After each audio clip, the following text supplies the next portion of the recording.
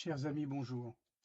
Nous parlerons aujourd'hui de la moralité d'un acte humain et de la loi morale. Commençons. Nous avons vu ce qu'était un acte humain. Pleinement connu et pleinement voulu. Pleinement pensé et pleinement voulu par la volonté.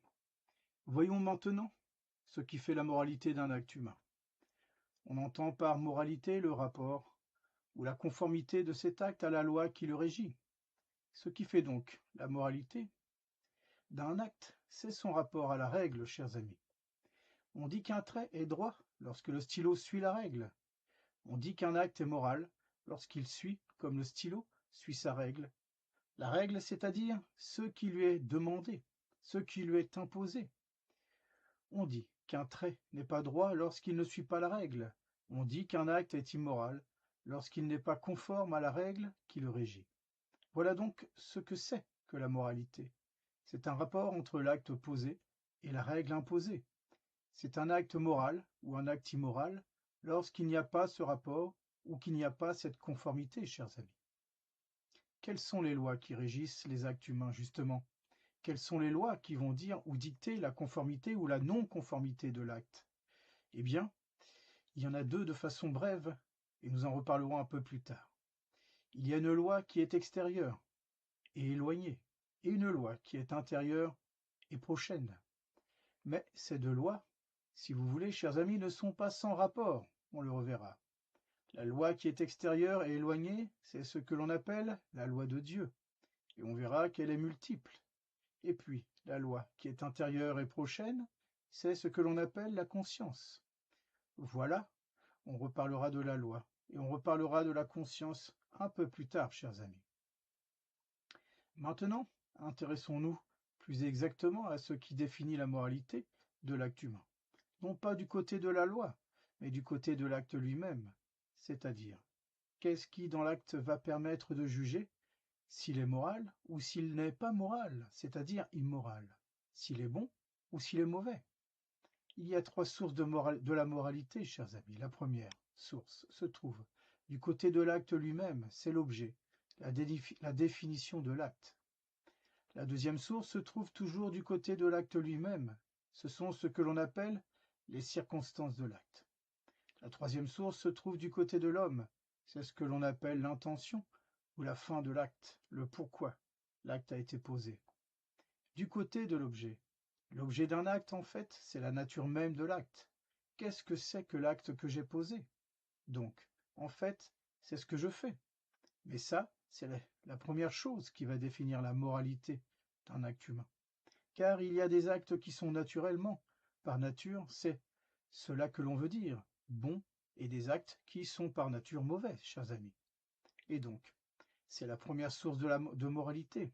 Par exemple, adorer Dieu, c'est un acte bon dans sa nature. C'est-à-dire que la définition de cet acte, c'est déjà quelque chose de bon. Respecter ses parents, c'est un acte bon aussi, car l'enfant doit respecter ses parents. Voler, c'est un acte mauvais par nature, chers amis. Mentir, c'est un acte mauvais par nature. C'est cela ce que l'on appelle l'objet d'un acte.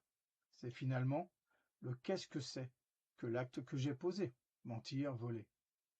Alors, voilà. Ça, c'est la première source de moralité. Donc, quand on veut juger de la bonté ou de la malice d'un acte, si un acte est bon ou mauvais, on va déjà regarder la nature de l'acte que l'on a posé, l'objet. Mais cela ne suffit pas, chers amis. Si l'acte est bon par nature, il faut ensuite regarder les circonstances. C'est la deuxième source de moralité. Les circonstances, peut-on dire. Ce sont les accidents d'un acte. Circonstance vient du latin circumstare, c'est-à-dire ce qui se tient tout autour. Donc, ce sont, si vous voulez, toutes ces caractéristiques d'un acte qui vont le concrétiser et qui vont faire que c'est un acte particulier. Mentir, c'est une chose, mais les circonstances, c'est le lieu où j'ai menti. C'est toutes les choses qui font que ce mensonge-là est un mensonge.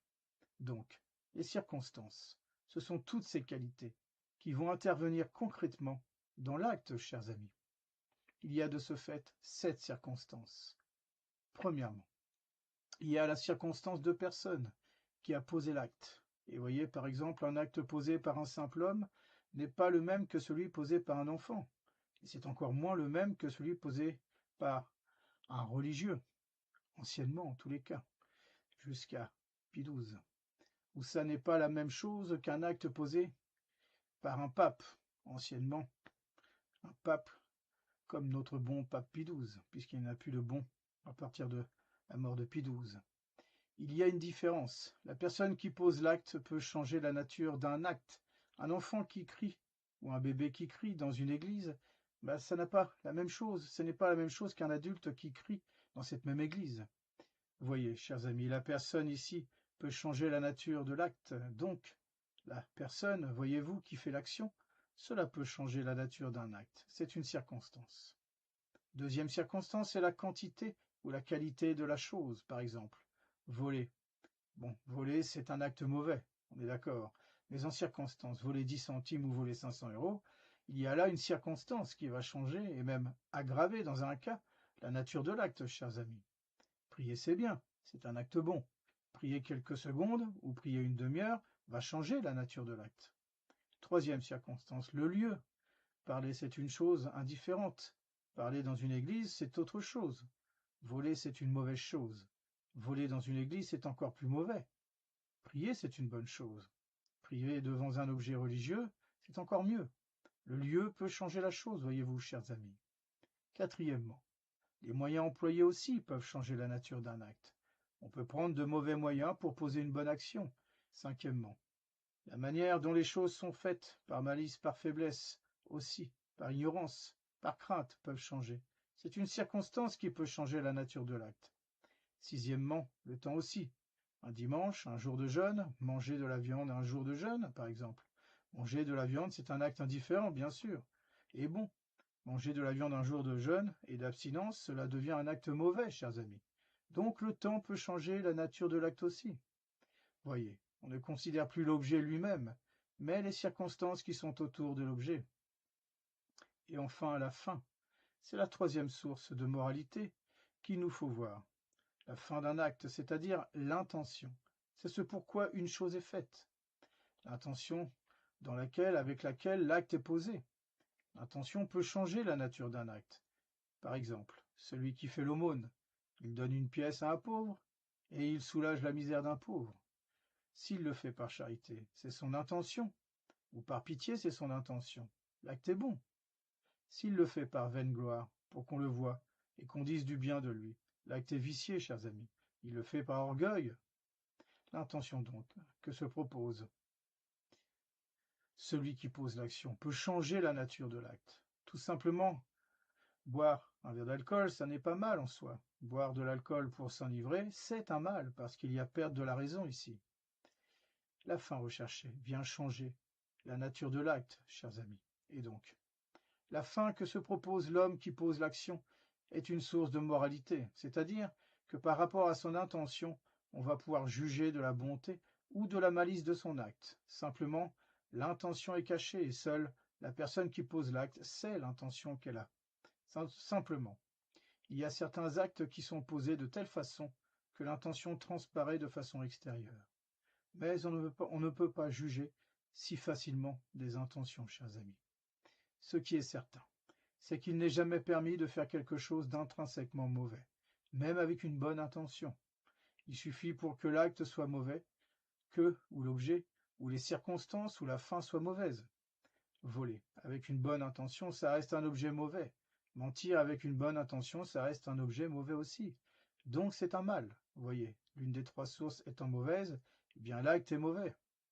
Pour que l'acte soit bon, il faut que l'objet, que les circonstances et que la fin que se propose celui qui pose l'acte soit bonne. Si tout cela est bon, alors l'acte est bon. Mais s'il y a un défaut quelque part du côté de l'objet, des circonstances ou de la fin, eh bien l'acte devient mauvais, l'acte devient vicié. Donc, voir un acte mauvais posé, on ne peut pas dire « il l'a fait de bonne intention », chers amis. Ça suffit à rendre son acte bon. Non, l'intention ne suffit pas. Il faut les trois. Il faut et l'objet, et les circonstances, et l'intention pour que ce soit bon. Voilà donc, quelles sont les trois sources de moralité, chers amis. Continuons. Nous venons de voir les sources de la moralité d'un acte. Nous avons vu que la moralité d'un acte, c'est sa conformité à la règle, et nous avons regardé du côté de l'acte ce qui fait sa bonté ou sa malice. L'objet, avions-nous dit, les circonstances et la fin, c'est-à-dire l'intention que se propose l'homme qui pose un tel acte.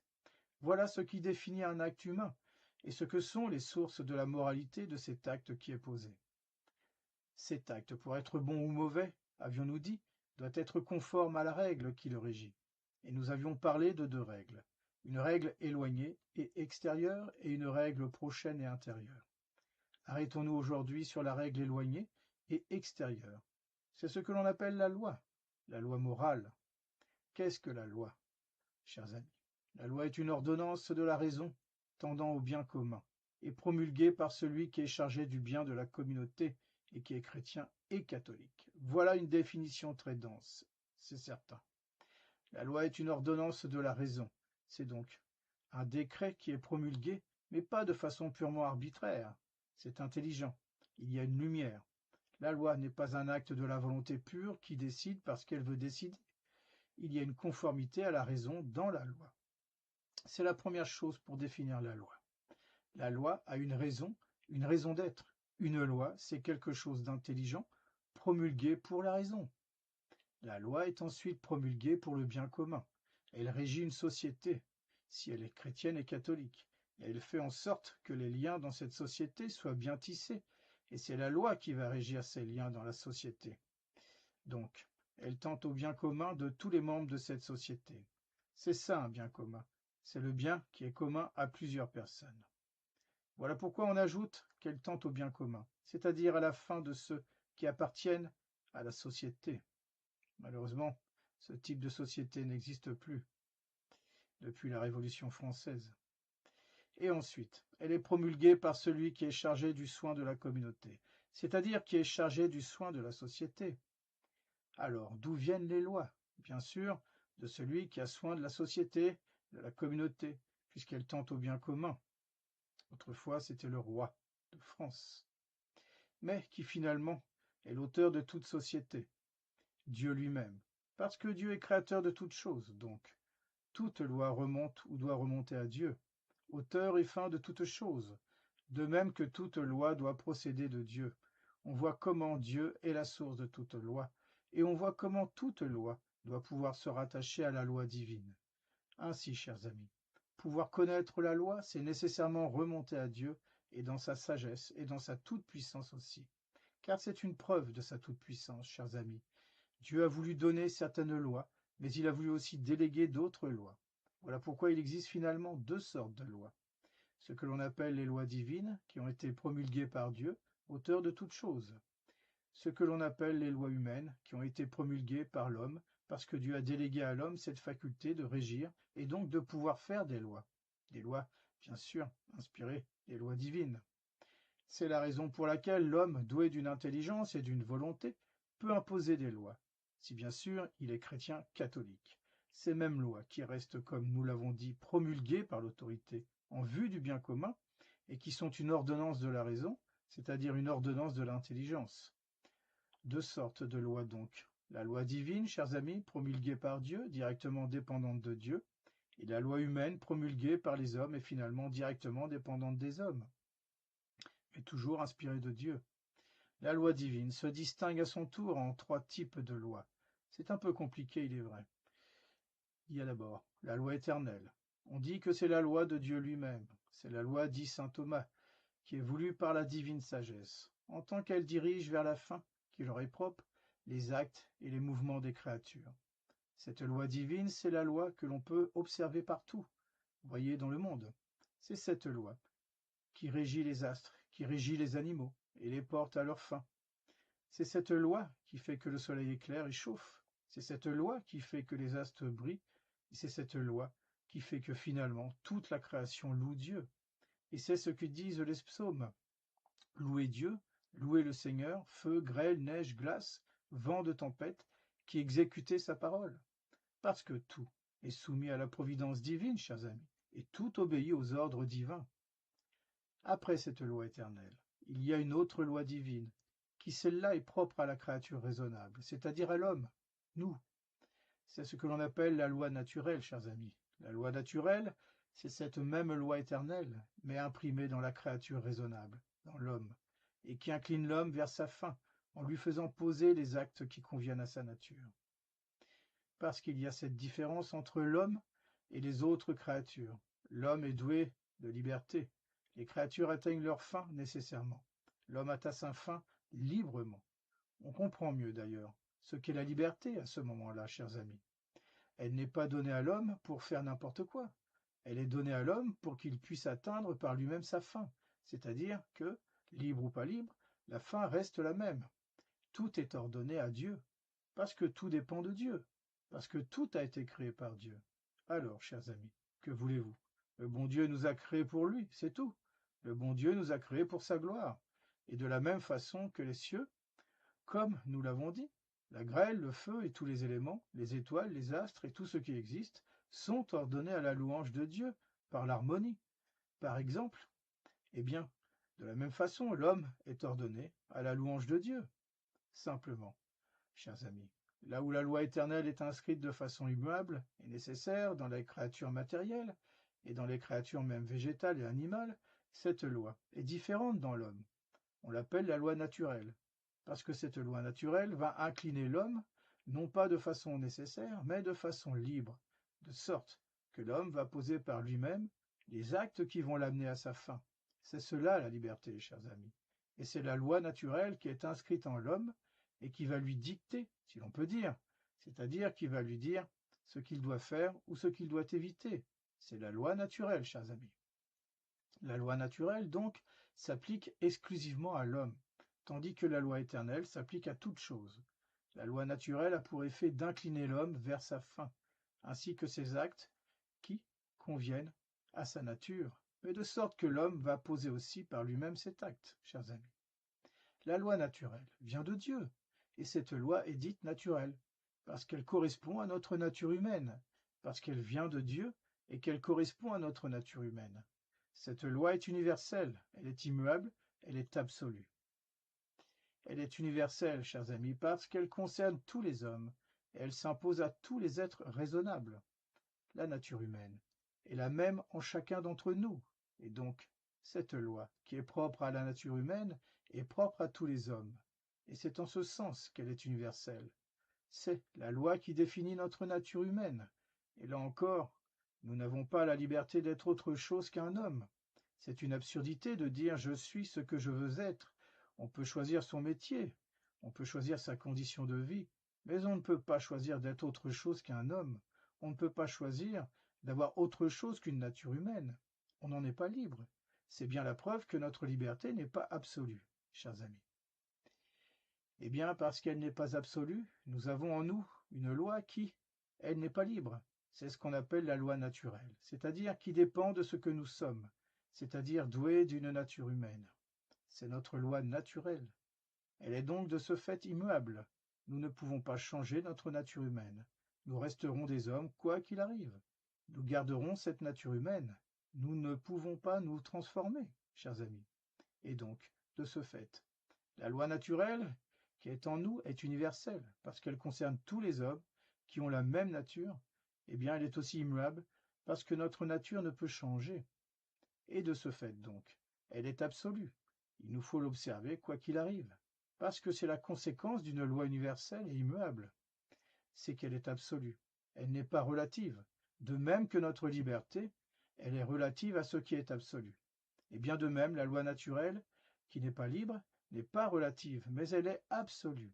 Et c'est notre liberté qui doit se soumettre à cette loi absolue, c'est-à-dire à cette loi naturelle. Voilà donc ce qu'est la loi naturelle en nous, chers amis. Citons. On pourrait citer saint Paul, n'est-ce pas? Aux Romains, lorsque les gentils, c'est-à-dire ceux qui étaient des non-juifs, qui n'ont pas la loi, font naturellement ce qui est selon la loi, n'ayant point la loi révélée pourtant. Ils sont à eux-mêmes la loi, c'est-à-dire qu'ils ont en eux-mêmes cette loi naturelle inscrite, parce qu'ils font voir ce que la loi ordonne et qui est écrite dans leur cœur. Mais ce qui est intéressant, c'est de citer, Cicéron, un auteur païen, qui dit « Il y a une loi, dit Cicéron, qui n'est point écrite, mais qui est née avec nous. Nous ne l'avons point apprise, nous ne l'avons point reçue, Nous ne l'avons point lue, mais nous la tenons de la nature. C'est la nature donc qui nous l'a inspirée. C'est elle qui l'a gravée en nous. Et on voit bien, quand on veut s'éloigner de la loi naturelle, eh bien on finit par tordre, si l'on peut dire, déchirer et même renverser notre propre nature, chers amis. Donc, voilà. Alors cette loi naturelle, nous la connaissons par notre propre nature. Elle est inscrite en nous. Par exemple, on voit bien l'enfant, ne pas, ne pas mentir, c'est un précepte de la loi naturelle. Eh bien, on voit que l'enfant qui ment la première fois n'a pas la conscience tranquille, il rougit. Il sait qu'il a fait mal, chers amis. Voyez, parce que cette loi est naturelle en lui et en l'homme. Mais cette loi, le bon Dieu a voulu nous la révéler aussi, pour qu'elle soit plus facilement connue. C'est ce que l'on appelle le décalogue, qui a été donné à Moïse. Et on le retrouve dans le Deutéronome, dans l'Ancien Testament, au chapitre 6 dans la Bible. Et puis c'est aussi le sermon sur la montagne de Jésus, qu'on retrouve dans l'Évangile de saint Matthieu au chapitre 5 dans la Bible. Voilà, pour la deuxième loi divine, donc qui dépend de Dieu. C'est Dieu qui l'a promulguée en tant que créateur de la nature humaine, de la même façon, finalement, qu'un ingénieur promulgue la loi qui est naturelle à la machine qu'il a créée. Il y a des lois qui sont naturelles, et bien à la machine à laver, par exemple, à une machine à laver. On ne peut pas lui demander de faire autre chose, parce que l'ingénieur a mis dans cette machine une certaine loi qui l'ordonne, chers amis, qui la régit, qui lui ordonne de poser certaines actions.